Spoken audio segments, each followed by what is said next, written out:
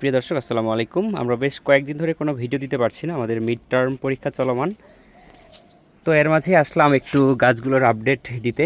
আমাদের ছাদে যে আমরা টবে অর্জুনের চারা লাগিয়েছিলাম, সেই চারাগুলোর গ্রোথ মাশাআল্লাহ অনেক ভালো হয়েছে এবং প্রত্যেকটা চারাই এখানে খুব স্বাভাবিক এবং সুন্দরভাবে জার্মিনেশন করেছে। আর এখানে আছে আমাদের পেয়ারা গাছগুলো মাশাআল্লাহ অনেক ভালো গ্রোথ হচ্ছে।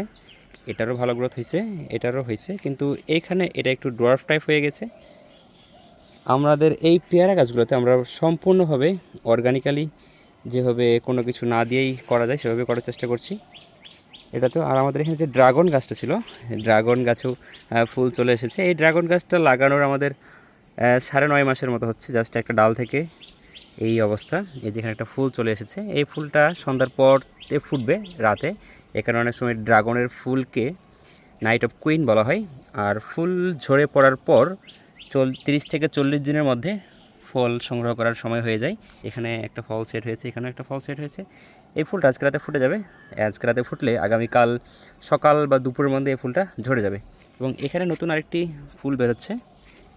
যদিও আমাদের গাছটা খুব একটা ভালো কন্ডিশনে নাই, গাছের যে বস্তাটা ছিঁড়ে গেছে, এবং এবারই আমরা ফল সংগ্রহের পর এই বস্তাটা আমরা চেঞ্জ করে জিও ব্যাগে ট্রান্সফার করে দেব।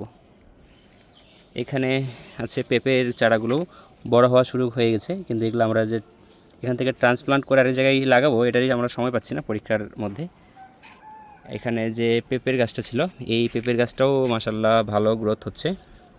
এই পেঁপেটা হচ্ছে আমরা গত রমজান মাসে পেঁপে নিয়েছিলাম, সেই পেঁপের বীজ থেকে এই পেঁপে গাছটা হয়েছে। আর এখানে আরেকটা পেঁপে গাছ ছিল, এটা হচ্ছে সেদিন প্রচুর বাতাস হওয়ার কারণে গাছটা ভেঙে গেছে আর কি।